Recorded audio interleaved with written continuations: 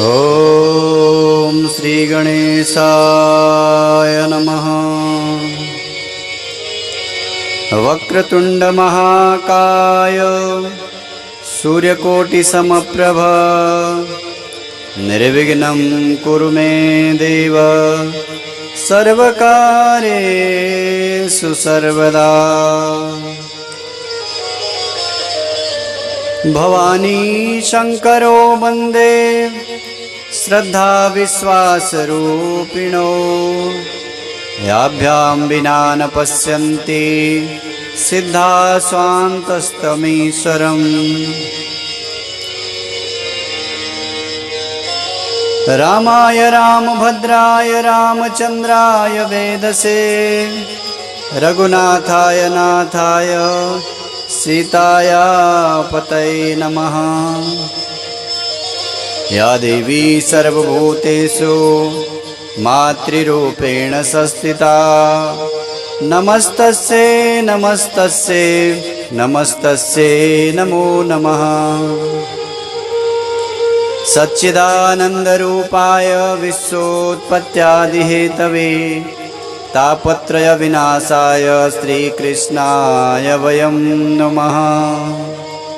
वंशी विभूषितकरा नवनीरदाभात् पीताम्बरादरुणबिम्बफलादरुष्टात् पूर्णेन्दुसुन्दरमुखादरविन्दनेत्रात् कृष्णात् परं किमपि तत्त्वमहं न जाने। भक्ति भक्त भगवंत गुरु चतुर नाम बपुए इनके पग वंदन किए नासत विघ्न अनेक। जय जय श्री राधारमण जय जय नवल किशोर जय गोपी चित चोर प्रभु जय जय माखन चोर।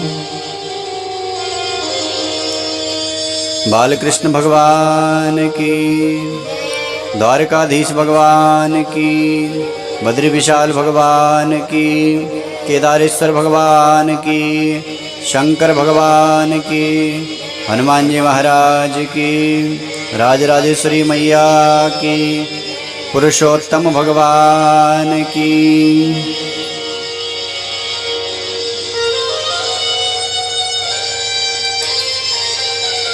परम करुणामय परम दयालु परम कृपालु भगवान पुरुषोत्तम की महती कृपा से पावन पुरुषोत्तम मास के अवसर पर आयोजित ये पुरुषोत्तमी गंगा आज बंधुओं अपनी विश्रांति की ओर है। कुछ ही देर में ये पावन कथा विश्राम हो जाएगी। 15-16 दिन तक ये कथा चली और YouTube, Facebook, WhatsApp के माध्यम से आप सबके घरों तक पहुंची। जिस कथा को सुनकर के आप भी परम कृतकृत्य बने होंगे, ऐसी मुझे आशा है। काफ़ी लोगों ने कथा सुनी, केवल बम्बई नहीं बल्कि पूरे देश के अंदर सभी गांव क्षेत्रों तक ये कथा पहुंची है और सब लोगों ने इस कथा को सुनकर के परम लाभ प्राप्त किया होगा, ऐसे मुझे आशा है। आइए आज की कथा को श्रवण करें। इसके पूर्व कुछ देर भगवान के नाम का आश्रय करते हैं। श्री कृष्ण गोविंद हरे मुरारे हे नाथ नारायण वासुदेव। श्री कृष्ण गोविंद हरे मुरारे हे नाथ नारायण वासुदेव। हे नाथ नारायण वासुदेव। हे नाथ नारायण वासुदेव। श्री कृष्ण गोविंद हरे मुरारे हे नाथ नारायण वासुदेव। बोलो बालकृष्ण भगवान की जय, पुरुषोत्तम भगवान की, सद्गुरुदेव भगवान की जय।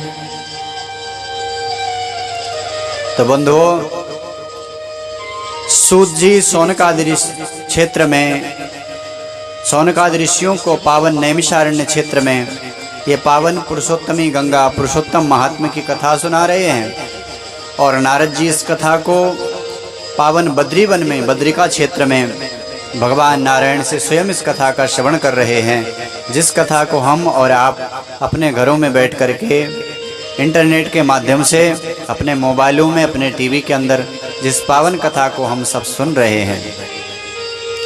बंधुओं, इस पावन पवित्र पुरुषोत्तम मास में भगवान का भजन, भगवान का स्मरण, स्नान और व्रत, जप और दान, इन सब चीज़ की महिमा को हम सब ने सुना और अद्भुत महिमा इन चीज़ों की है। इन सब को करके हम भी इस पवित्र मास को अपना जीवन में एक दिव्य मास बनाएं। न जाने अगला पुरुषोत्तम किसका रहेगा, किसका नहीं रहेगा, क्योंकि जीवन का कुछ भी भरोसा नहीं है। कौन सा क्षण आखिरी क्षण होता है, जीवन का भरोसा नहीं है। अंतिम क्षण का भरोसा नहीं। 1 घंटे में, 1 दिन में, 1 महीने में, 1 वर्ष में, 2 वर्ष में, 3 वर्ष में, कुछ भी जीवन का भरोसा नहीं। इसलिए जागता हुआ मनुष्य तो वो है जो हर क्षण प्रभु का स्मरण करता रहता है। या निशा सर्वभूतानाम, गीता में भगवान कहते हैं, या निशा सर्वभूतानाम तस्याम जागृति संयमी। इस निशा रूपी रात्रि में सब तो सो रहे हैं, जग कौन रहा है? बोले जो प्रभु का स्मरण कर रहा है, प्रभु का भजन कर रहा है, शुभ कर्म कर रहा है, वही तो जगह है।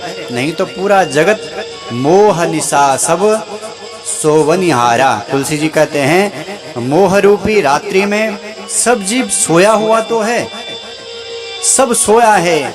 कोई पुत्र के मोह में, कोई घर के मोह में, कोई परिवार के मोह में, कोई नौकरी के मोह में, कोई धन के मोह में, कोई रूप के मोह में, और कोई संतति के मोह में, कोई विद्या के मोह में, कोई अज्ञानता के मोह में, सब डूबे हुए हैं। और जो मोह में डूबा हुआ है वो डूबा हुआ है, वो सोया हुआ है।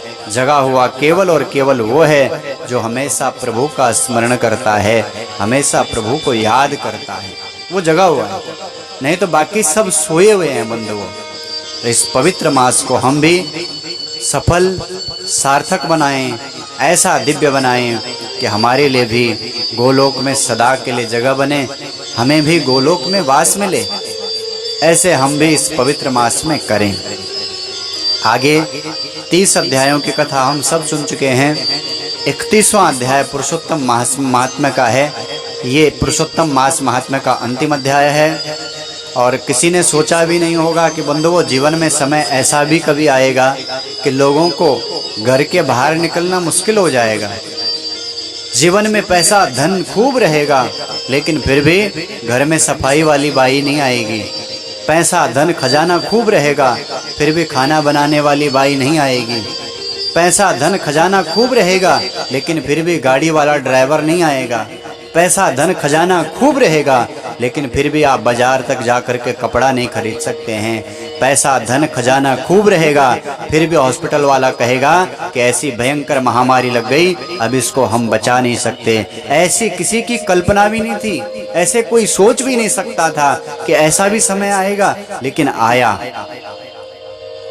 ऐसा समय जिसको हम अभी वर्तमान में जी रहे हैं। पर प्रभु की कृपा समझिए, अगर आप और आपका परिवार सलामत है तो आपके ऊपर भगवान की बहुत बड़ी कृपा है। न जाने कितने अपनी जान खो चुके हैं साहब, छोटी छोटी उम्र के, बीच के उम्र के बूढ़े, न जाने कितने अपने जान खो चुके हैं। न जाने कितने लोगों ने अपने परिवार खो दिए इस महामारी के अंदर। ऐसे समझिए कि भगवान की अतीत महती कृपा है कि अगर ऐसे समय को भी हम प्रेम के साथ, आनंद के साथ, अपने परिवार के साथ, खुशहाली के साथ बिता पा रहे हैं, तो आप सोचिए आप बहुत बड़े भाग्यशाली हैं, आप बड़े भाग्यशाली हैं। और अब ज़्यादा नहीं, थोड़ा सा समय और निकलेगा, ये महामारी पूरी समाप्त हो जाएगी। आप अपने घर में प्रभु का स्मरण बनाइए रखिए, धैर्य से रहिए, अपने मन को धीरज दिलाइए कि बस थोड़ा समय और है, बस थोड़ा समय और है। प्रभु का स्मरण बनाइए, यह आपके मन को दृढ़ करेगा, आपको लड़ने की ताकत देगा, आपको बढ़ने की ताकत देगा। और बंधुओं, इस समय ने न जाने कितने लोगों की नौकरियां छीन ली, कई लोग बेरोजगार बैठे हैं। इस ऐसे समय आया कि न जाने कितने लोगों के धंधे बंद हो गए, व्यापार बंद हो चुके हैं। परिवार है, उस व्यापार में न जाने कितने लोगों का जीवन चलता था, वो सब भूखे हैं, उनका अन्न चलना मुश्किल है। ऐसी भी स्थिति देश में इस समय चल रही, विश्व में चल रही है। पर भरोसा रखिए भगवान पे, ये समय भी निकल जाएगा, क्योंकि काल कभी स्थिर रहता नहीं, ये तो चलता रहता है बंधुओं। कभी सुख कभी दुख, ये जीवन के एक एक पल्लू हैं। एक दिन इस समय ने भी निकल जाना है। केवल और केवल भरोसा भगवान का रखिए। जगत वालों का, दुनिया वालों का भरोसा तो सबने करके देख लिया है, अब भगवान का भरोसा कीजिए साहब। ईश्वर अच्छा करेंगे, हम सबके लिए आगे अच्छा आने वाला है, आगे सबका अच्छा आएगा। सूत जी सोनक आदि ऋषियों से कहते हैं, ऋषियों इत्थम पतिव्रता धर्मा माकर्ण्य नारदो मुनि किंचित पृष्ठुमना विप्रा मुनि महापुरातनः। नारद जी ने पूछा, गुरुदेव आपने एक स्त्री का धर्म कैसे होता है वो बताया, और एक सदग्रस्त को कैसे जीवन बिताना है वो भी आपने बताया। गुरुदेव आपने अभी थोड़ी देर पहले हमें कांस्य की महिमा बताई, कांस की महिमा बताई, और आपने बताया कि कांस के बर्तन में मालपुआ दान करना चाहिए। ऐसी क्या महिमा है इस कांस की गुरुदेव, आप ये मुझे बताइए। कई लोग बोलते हैं कि पुरुषोत्तम मास में 31 चीज, 35 चीज, 32 चीज, अलग अलग सबकी मान्यता है, और अलग अलग जगह की रीतियां भी अलग अलग हैं। वैसे इस पुरुषोत्तम महिमा के अंदर कहीं ऐसा नहीं लिखाया कि आपको 31 चीज दान करनी है, और ज्यादा भी कर सकते हैं, कम भी कर सकते हैं। लोग मजबूरी में 31 चीज करते हैं कहीं, तो ऐसा मत करिए। ऐसा नहीं लिखा है कि 31 चीज देनी है, और आपने 31 जगह बनाया। अगर आपने सोच लीजिए आटा ही आपने दिया, तो आप 31 जगह करेंगे तो क्या करेंगे, 1 किलो लाएंगे, उसको 31 जगह बांट देंगे, तो 31 से उनके पास जाएगा, तो किसी एक के घर में तो पूरा पहुंचेगा नहीं, एक समय की रोटी के बराबर भी नहीं होगा।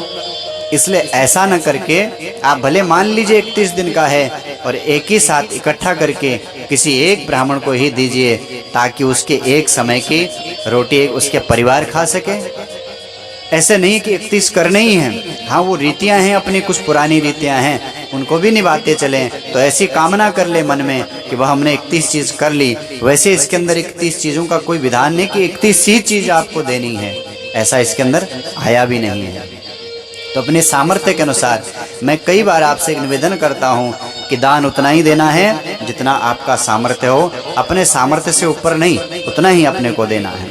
तो ये कहते हैं, यही प्रश्न नारद, भगवान विष्णु नारद से कहते हैं, नारद जो तुम पूछ रहे हो, यही प्रश्न एक बार भगवती पार्वती ने भगवान शंकर से किया। हमारे भूतनाथ विराजमान अपने सिंहासन पे आराम से बैठे हुए अपने कैलाश शिखर पे, माँ भवानी पार्वती ने एक बार पुरुषोत्तम का व्रत किया। ये पुरुषोत्तम मास का व्रत माँ भगवती पार्वती स्वयं करती है, और ये व्रत जब पूर्ण हुआ माँ का उद्यापन का समय आया, तो माँ ने सारी लिस्ट बनाई पूजन की। भगवान शंकर से कहने लगी, प्रभु इस व्रत की पूर्ति के लिए, ये व्रत मेरा संपन्न हो, उसकी पूर्ति के लिए मुझे किस चीज का दान देना चाहिए इस पावन महीने में, आप बताइए। ये न संपूर्णतायान्तिम व्रतम में पुरुषोत्तमः, जिससे मेरा ये व्रत पूर्ण हो जाए, धन्य हो जाए, आप बताइए।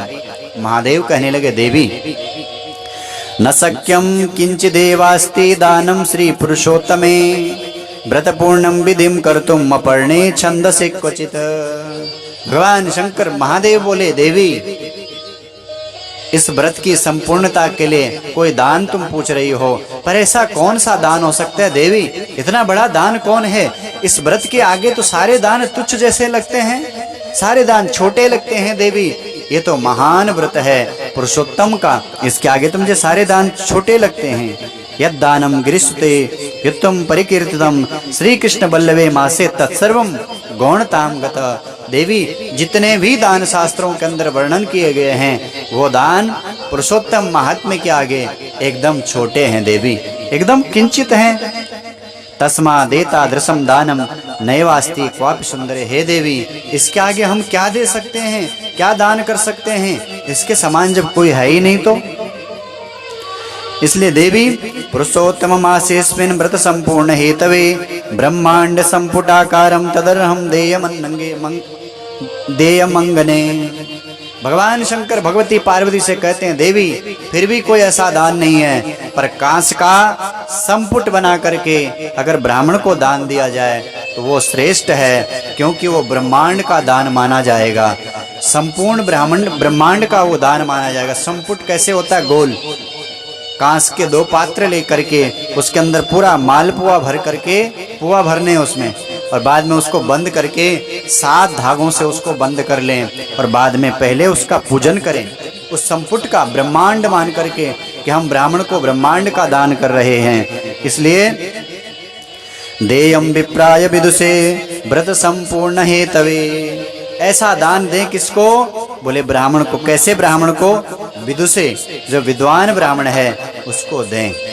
दान की अद्भुत महिमा है, पर पात्र की उससे ज्यादा महिमा है बंधुओं। पात्र की महिमा ज्यादा है। आपने सही पात्र को अगर दान दिया तभी आपका दान सफल होता है, और कुपात्र को अगर आप दान दे देते हैं, गीता तो स्वयं कहती है कि कुपात्र को दिया हुआ दान देने वाले को और लेने वाले को दोनों के नरक में ढकेल देती है। ब्राह्मण को दान लेने का अधिकार है, पर ब्राह्मण को दान देने का भी अधिकार है। ब्राह्मण अगर दान लेता है तो उसे दान करना भी चाहिए। केवल दान लेता रहेगा ब्राह्मण तो उसकी बुद्धि भी भ्रष्ट हो जाएगी, उसका परिवार भी भ्रष्ट हो जाएगा। इसलिए ब्राह्मण गायत्री मंत्र का उपासक हो, मंत्रों का उपासक हो, जापक हो, भजनानंदी हो, तभी वो दान को पचा सकता है। नहीं तो ब्राह्मण भी दान लेके भ्रष्ट हो जाते हैं, बुद्धियां खराब हो जाती हैं, बच्चों की बुद्धियां खराब हो जाते हैं, परिवार में व्याधियां आने लगती हैं। इसलिए ब्राह्मण नित्य गायत्री का जप करे, वेदों का पाठ करे, मंत्रों का जाप करे। अगर ब्राह्मण और स्वयं दान लेने के बाद ब्राह्मण भी दान करे तो ब्राह्मण स्वस्थ रहता है, आरोग्य रहता है, परिवार में खुशहाली रहती है। इसलिए योग्य पात्र को ही दान देना है। तो वो संपुट बना के पहले उसका पूजन कर लेना है, और उसके बाद पूजन करने के बाद उसको ब्राह्मण को देना चाहिए। श्रुत्वापि जायते भक्त्या महापापक्षयो नृणाम किं पुनः श्रद्धया कर्तुम विधिम्ना मां चेति में मते। सूत जी सौनकाद ऋषियों से कहते हैं, हे ऋषियों, अगर इसकी महिमा सुन ली, केवल कुछ भी आप नहीं कर पाए और केवल आपने पुरुषोत्तम मास महात्म्य की कथा मात्र सुन ली, ध्यान से सुनिए, केवल आपने पुरुषोत्तम मास महात्म्य की कथा मात्र सुन ली इस पुरुषोत्तम महीने में, और एक श्लोक पुरुषोत्तम महात्म्य का कोई अच्छे से आपके कान के अंदर पड़ गया, तो समझिए आपका जीवन सार्थक और सफल हो गया, आप धन्य हो गए, आप मुक्त हो जाएंगे। इसमें कोई भी संशय नहीं है, इसके अंदर स्पष्ट लिखा हुआ है। श्रुत्वापि जायते भक्त्या महापापक्षयो नृणाम, जो पूरे भक्ति और श्रद्धा के साथ इस पुरुषोत्तम महात्म्य के को श्रवण करेगा उसका जीवन धन्य बनेगा, उसके जीवन के सारे पाप नष्ट हो जाएंगे। और सूत जी सौनकाद ऋषियों से फिर कहते हैं, किम पुनः श्रद्धया कर्तुम विधिम माम चेति में मति। अगर किसी ने पुरुषोत्तम मास की महात्म्य की कथा सुनी, उसके बाद जो इसके अंदर विधि बताई गई है वो विधि भी कर दी, तो समझिए जीवन सार्थक, सफल और धन्य हो जाएगा। यहाँ सुख मिलेंगे और अंत में हम सबको भगवान का गोलोक मिलेगा। अतः परम न किंचित श्रोतव्यमो शिष्यते पीयूषा अत्यंत संतृप्ता नान्य तोयम महीयते। सूत जी सौनकाद ऋषियों से कहते हैं, हे ऋषियों, क्या सुनना चाहते हो? उधर नारायण नारद से कहे, नारद अब क्या सुनना चाहता है? नारद ने कहा, प्रभु आपने मुझे गोलोकवासी मेरे गोपाल का दर्शन साक्षात करा दिया, अब मन में कोई शंका नहीं है, कोई अब सुनने की इच्छा नहीं, क्योंकि मुझे साक्षात नारायण मिल गए, अब कुछ सुनना नहीं। तो वंदन किया, नारद जी ने भगवान का पूजन किया और वहां से नारद जी वंदन करते हुए चले गए। इधर सूत जी सौनकाद ऋषियों को नैमिषारण्य में कथा सुना रहे हैं। सूत जी सौनकाद ऋषियों से कहते हैं, ऋषियों ध्यान से सुनो। भारते जानुडा साध्य पुरुषोत्तम उत्तमम न सेवन्ते न शृण्वन्ता ग्रहासक्ता नराधमः।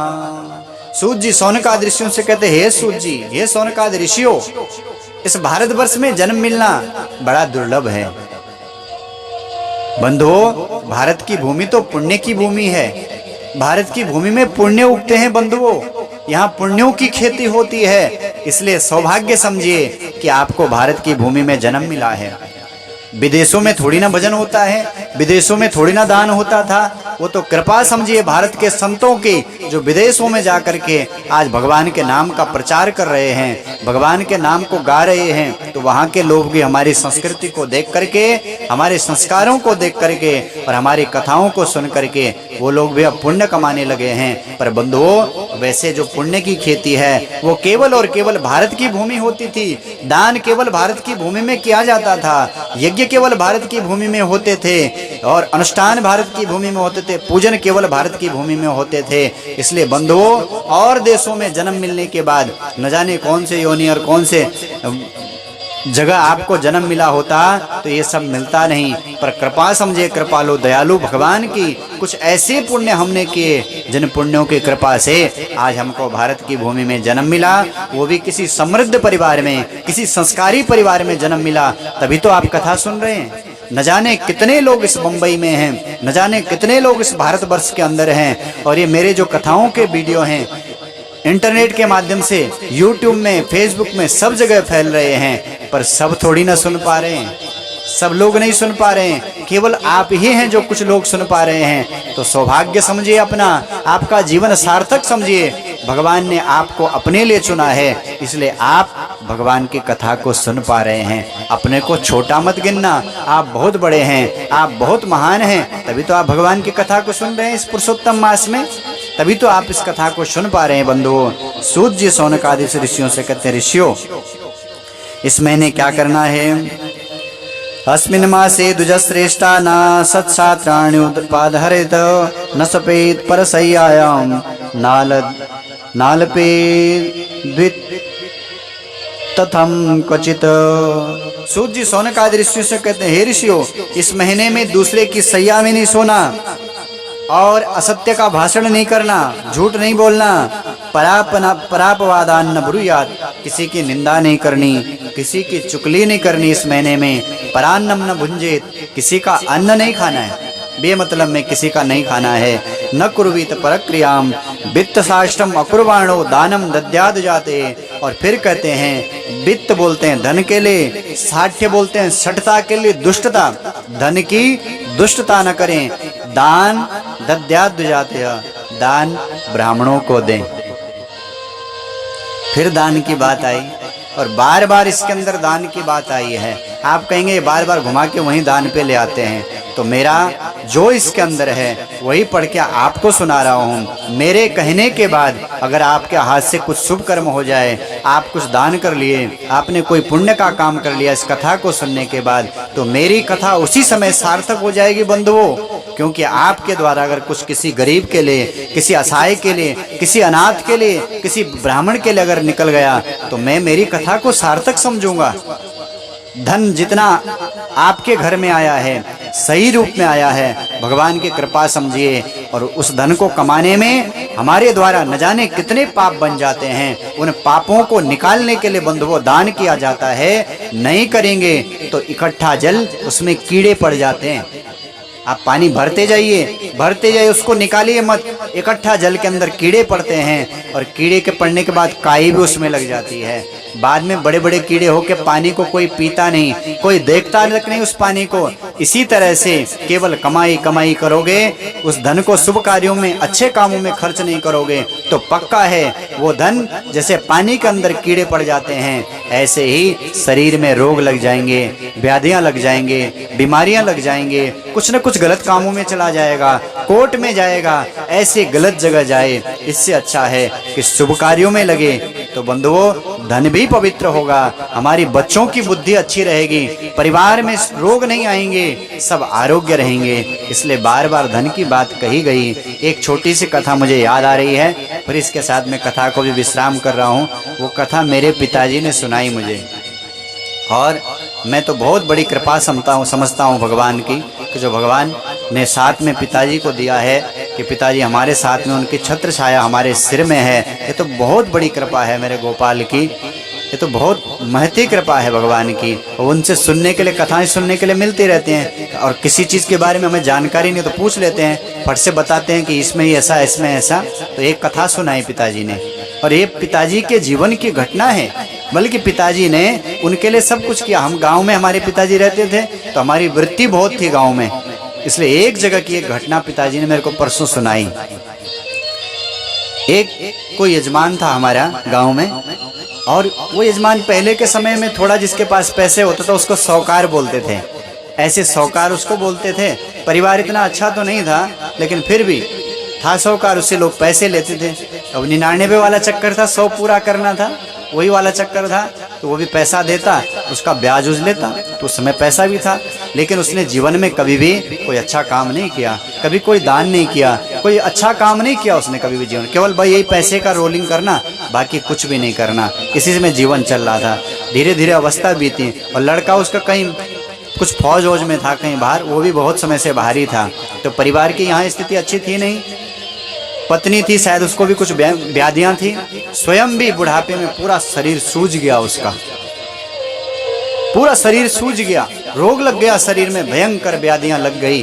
तो गांव के पहले गांव में तो बड़ा सब अच्छा होता था, तो एक दो लोग गांव के उनकी सेवा में लग गए कि ठीक है इनके देख देख करने, परिवार रहे होंगे कोई, उनकी सेवा में लग गए। अब समय थोड़े कुछ दिन निकला, तो एक दिन क्या हुआ, तो वो आदमी अचानक बेहोश हो गया रात में, आधी रात में। बीमार तो था, पूरा शरीर पिताजी कह रहे थे फूल गया था, सूज गया था, विकृत हो गया शरीर, दर्द से करा रहा था, और उसी कराते कराते वो बेहोश हो गया। बेहोश हो गया, मर गया, क्या मालूम, भगवान जाने क्या हुआ। पिताजी तो थे नहीं, बोले पिताजी कह रहे थे उस समय ये इसका क्या बोलते हैं, पितृपक्ष चल रहा था, और चतुर्दशी के दिन पिताजी अपने किसी यजमान के घर बहुत दूर गए थे। दूसरे दिन अमावस्या का था, तो पिताजी को घर आना था अमावस्या के दिन सब जगह से घूम के। तो इधर चतुर्दशी के दिन क्या हुआ कि वो रात्रि में बेहोश हो गया, बेहोश हो गया, मर गया, भगवान जाने क्या हुआ। रात भर वो वैसी रहा, तो रात भर वो वैसी रहा, तो उसने क्या देखा उसमें, उस मरे हुई स्थिति में, कि उसको यमदूत पकड़ के लेके चले गए। बहुत मार रहे हैं, जंजीरों से उसे बांधा हुआ है, खींचते हुए, घसीटते हुए, कांटों के ऊपर न जाने कैसे कैसे करके उसको घसीटते हुए यम के सदन तक ले गए।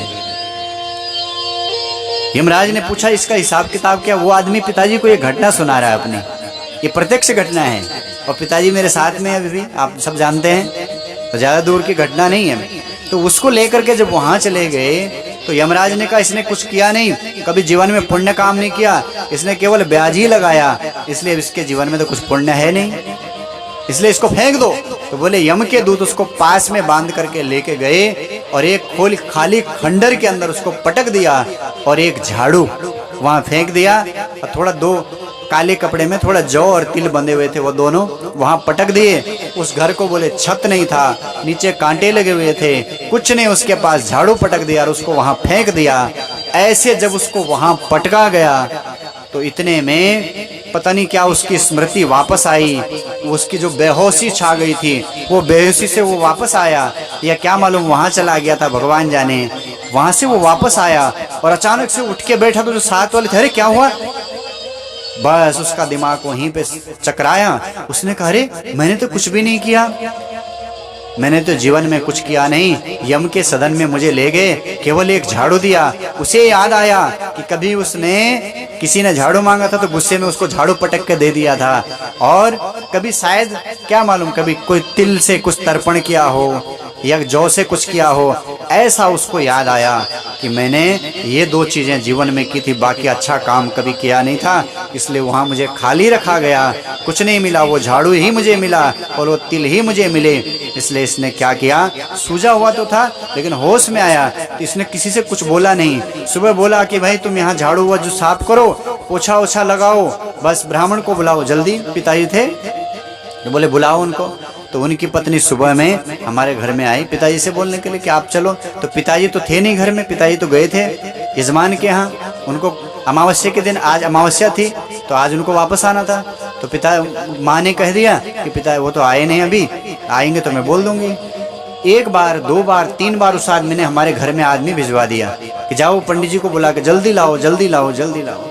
शाम को पिताजी बोलने में 7-8 बजे घर पहुंचा, और पहले के समय से वो उठा के पीठ में लाद के ले जाना पड़ता था।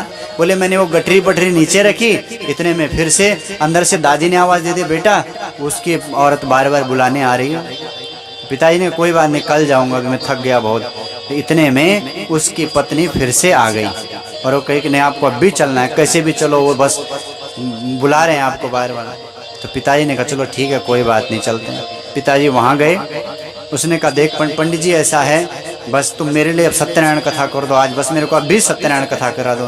पिताजी ने कहा भाई सत्यनारायण कथा कैसी होगी अभी, आज अमावस्या का दिन है और फिर ऐसे रात के समय में शाम के कहाँ सत्यनारायण कथा होगी, ऐसे होती नहीं, कल परसों कर लेंगे। उसने कहा मेरे पास बिल्कुल भी समय नहीं है, आपको अभी करना है, आज ही करना, मैं सब तैयारी कर चुका हूँ, बस आप कथा कर दो। अब पिताजी ने कहा एक तो इतना थका हारा मैं क्या करूं, पर सोचा कि अब क्या करें, इसकी इच्छा है, कल कोई बात हो गई फिर सोचेगा। तो पिताजी कहने लगे कि मैंने, ठीक है तुम तैयारी करो, जो भी सामान था थोड़ा इकट्ठा किया। वहीं पे पिताजी ने कहा कहाँ इनको बिठाऊं, अब नहाए हैं कि नहीं ना धोए हैं परिवार वाले भी, क्या मालूम कैसे। तो पिताजी का मैं खुद ही चौकी लगाई, पूजन वूजन किया, जो भी सामग्री थी, और वहीं पर बैठे बैठे उसको कथा सुनाई। कथा सुनी, मैं फिर रात को घर आया, वो रात को सोया, सुबह उठा तो थोड़ा सा ठीक हो गया। तो सारी सामग्री, एक बोरी आटा, एक बोरी गेहूं, चावल, पता नहीं क्या क्या सामान उसने पूरा घर के बाहर सजा के रखा हुआ है। पिताजी को बुलाया फिर से। पिताजी ने कहा क्या हो गया इसको, कल सत्यनारायण कथा है, ये सब क्या।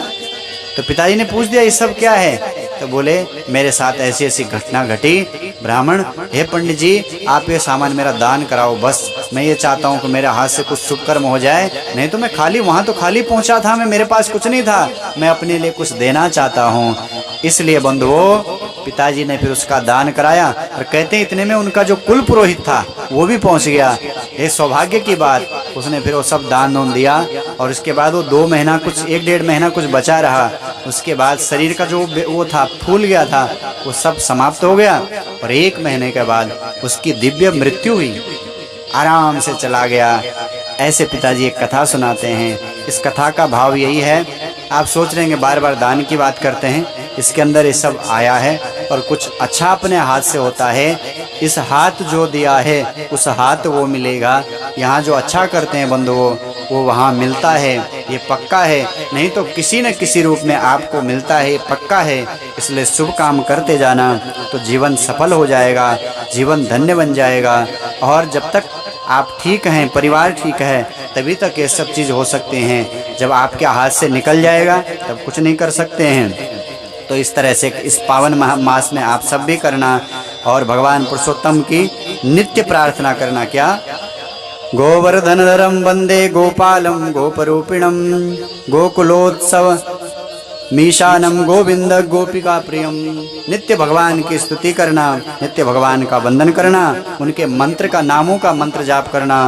गोवर्धनधारी प्रभु, हे गोपाल, हे गोपरूप धारिण, हे गोकुलोत्सव मनाने वाले, हे गोविंद, हे गोपिका प्रिया प्रभु, हम आपको बार बार वंदन करते हैं। इस तरह से नित्य इस पूरे महीने भर भगवान के मंत्र का जाप करना, श्लोकों का नित्य जाप करना। गंगादि सर्वतीर्थेषु मज्जतो यत् फलम भवेत् तत्फलम शृण्वतस्य महात्म्यम निसत्तमा। इस महात्म्य को सुनने का फल क्या है, बोले जो गंगा जी आदि जितने भी तीर्थ हैं, जितनी भी नदियां हैं, उन सब नदियों का स्नान का जो पुण्य है, वो पुण्य यथा को सुनने मात्र से मिल जाता है। हिलाम प्रदक्षिणीम कुर्वन् यत् पुण्यम लभते नरः। पृथ्वी की प्रदक्षिणा का जो पुण्य है, वो पुण्य आपको इस कथा को सुनने मात्र से मिल जाता है। और ते सर्वे मुक्तिमायन्ते श्रुत्वा महात्म्यमुत्तमम्, जो इस कथा को सुनते हैं वो मुक्त हो जाते हैं। ऐसे सूत जी सौनकादि ऋषियों से कहते हैं। सूत जी सौनकादियों से कहने लगे आप क्या सुनना चाहते हैं। ऋषियों ने कहा हम भी धन्य हो गए गुरुदेव, हम कृतकृत्य हो गए। सब ने वंदन किया। सूत जी जैसे आए थे वैसे ही चले गए, और ऋषि भगवान का नित्य भजन कर रहे हैं। बंधुओं, ये पावन पुरुषोत्तम मास की कथा भगवत कृपा से और गुरुदेवों, संतों और गुरुओं की कृपा से, गुरुदेव की कृपा से जितना मुझे ज्ञान था, अपने ज्ञान के अनुसार इन वीडियो के माध्यम से प्रयत्न किया, कोशिश की कि आपके घर घर तक पहुँचे। मेरा प्रयत्न मुझे लगता है सार्थक हो गया, क्योंकि कई लोगों के फ़ोन आ रहे हैं, सब लोग कह रहे हैं कि हमें बहुत अच्छा लग रहा है। तो मेरी प्रसन्नता इसी में है कि आप सबको अच्छा लगे। अभी भी 15 दिन 10 दिन इस पुरुषोत्तम मास के हैं। इन कथाओं को बार बार सुनिए और इन वीडियो को शेयर ज़रूर करिए, ताकि और भी लोग इस कथा को सुन सकें, आप भी पुण्य के भागी बने। ऐसे में भगवान से प्रार्थना करूं कि आप सब कुशल रहें। और बंधुओं, आप सब मुझसे बहुत प्रेम करते हैं। अभी इतना भयंकर और खतरनाक ये समय था, कोरोना काल। इस कोरोना काल में सब अपने लोगों से भी लोग दूर हो गए थे, सबके काम धंधे बंद हो गए थे। और ब्राह्मणों की वृत्ति तो ब्रह्म वृत्ति है ना, इसी से जीवन चलता है। कथाएं करते हैं, उन्हीं से जीवन चलता है। तो कथाएं तो सब हमारी बंद पड़ी हुई हैं, सारी कथाएं बंद हैं। जो कथाएं बुक भी थी बीच की, वो भी सारी कथाएं बंद हो गई। ऐसे समय में मैं उन लोगों को धन्यवाद देना चाहता हूं जिन लोगों ने ऐसे समय में हमें फ़ोन किया और हमसे पूछा कि आपको पैसे की या किसी भी चीज़ की ज़रूरत है तो आप हमसे ज़रूर कहिए। कई लोगों के मुझे फ़ोन आए, बहुत लोगों के फ़ोन आए, भले मैंने किसी से मांगा नहीं। मैं भगवान से यही प्रार्थना करता हूँ, भगवान किसी से मांगना न पड़े कभी जीवन में, इतनी कृपा करना। पर उस ईश्वर की मैं इतनी बड़ी कृपा समझता हूँ कि आप सब लोगों ने, कई लोगों ने फ़ोन किए मुझे कि आचार्य जी कुछ भी ज़रूरत हो, चाहे पैसे की ज़रूरत हो, चाहे किसी भी चीज़ की ज़रूरत हो, हमसे ज़रूर कहना। उन लोगों के लिए मैं बार बार धन्यवाद कहूँगा और साधुवाद कहूँगा। भगवान आप सबके जीवन में खूब खुशहाली दे, क्योंकि समय विकट तो था ही, लेकिन भगवान की इतनी कृपा है हमारे ऊपर कि किसी ऐसे समय में जीवन में कोई समस्या नहीं आई।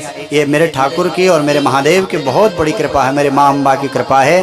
और मैं भगवान से प्रार्थना करूं आप सबके जीवन में भी भगवान सबके जीवन में खुशहाली रखे, आप सब स्वस्थ रहें। ऐसे में भगवान से प्रार्थना करूंगा कि आपके घर में, आपके परिवार में आप सब लोग स्वस्थ रहें, कुशल रहें, आप धनवान बने, वैभववान बने। ऐसे में भगवान से भी प्रार्थना करूंगा। और आप सब ने मेरे लिए जो फ़ोन करके मुझसे कहा कि कोई ज़रूरत है, तो भगवान की कृपा से अभी सब ठीक है। बस आप लोगों का प्रेम, आप लोगों का साथ चाहिए, इससे बढ़कर के मेरे लिए कुछ भी नहीं है। मैं तो भगवान का एक सेवक हूँ, थोड़ी बहुत कथाएं जानता हूँ, कथाएं आपके घर तक पहुँचाऊँगा ताकि इन कथाओं को सुन के किसी तरह से आपका कष्ट, आपका दुख, आपकी चिंता इन कथाओं से कम हो, तो मेरी ये जो मेहनत है वो सार्थक हो जाएगी, ऐसे में मानता हूँ। और बंधुओं, दूसरा 10 दिसंबर से 17 दिसंबर तक हर साल हमारी कथा रहती है। 15-16 साल हो गए। इस साल कोरोना का अभी तक समय चल रहा है, अभी तक कुछ पता नहीं कि दिसंबर की कथा का क्या होगा। मेरा तो नियम है, मैं कथा को मैं बंद नहीं करूँगा, चाहे मुझे कैसे भी करनी पड़ी। पहले तो मैं चाह रहा हूँ कि वो कथा लाइव हो, भले हम कहीं भी करें, पूरे संगीत और साथियों के साथ में हो, तो उसमें आपका सहयोग की मुझे ज़रूरत लगेगी, क्योंकि वो कथा में खर्चा लगेगा उसमें काफ़ी। भले उसमें लोग आ पाएंगे कि नहीं आ पाएंगे तो समय बताएगा। अगर सरकार इजाज़त देगी तब तक, दिसंबर तक, तो आप सबको कथा में आना ही है। पर अगर समय ठीक नहीं हुआ और नहीं हो पाया ये सब ठीक, तो कथा होगी और लाइव होगी वो कथा। मैं आपसे निवेदन करूंगा, आप उस कथा के समय में जो सहयोग जैसे हमेशा देते हैं वैसे सहयोग की मैं आशा रखूंगा। क्यों? क्योंकि हमें पूजन भी वैसे ही करना है, यज्ञ वैसे ही चलेगा, जैसे ब्राह्मण लोग आते थे वैसे ब्राह्मण रहेंगे, संगीतकार आएंगे, वो सब होगा। केवल आप घर बैठ के सुनेंगे भाई, इतना ही होगा, तो खर्चा तो लगने वाला है उसमें। इसलिए उस कथा के लिए भी मैं सहयोग की उपेक्षा ज़रूर करूंगा, क्योंकि वो बड़ी कथा होती है हम सबकी यहाँ के, दिसंबर की वार्षिक कथा है, इसलिए उसके सहयोग की भी मैं अपेक्षा आपसे रखूंगा। आगे बता दूंगा आपको जैसे भी रहेगा। उसके बीच में आपके अच्छे अच्छे वीडियो बना के मैं आप सबको भेजता रहूँगा, आप इनको सुनिएगा, साथियों के साथ शेयर करिएगा। कथा में यहाँ पे विश्राम ले रहा हूँ। एक बार पुनः भगवान से प्रार्थना करूंगा, आप सब स्वस्थ रहें, मस्त रहें, आरोग्य रहें। इस पवित्र भावना के साथ कथा को विश्राम दे रहा हूं। आप शेयर और साझा जरूर करना इन वीडियो को, और जिन्होंने अभी तक मेरे चैनल को सब्सक्राइब नहीं किया, मेरा चैनल सब्सक्राइब जरूर करना। और चलते चलते भगवान से पुनः एक बार प्रार्थना, आप सब स्वस्थ रहें, कुशल रहें, आरोग्य रहें। ओम पूर्णमदः पूर्णमिदं पूर्णात् पूर्णमुदच्यते पूर्णस्य पूर्णमादाय पूर्णमेवावशिष्यते। ओम शांति शांति शांति। फिर जल्दी वीडियो लेके आपके बीच में आऊँगा, तब तक आप सबको राधे राधे।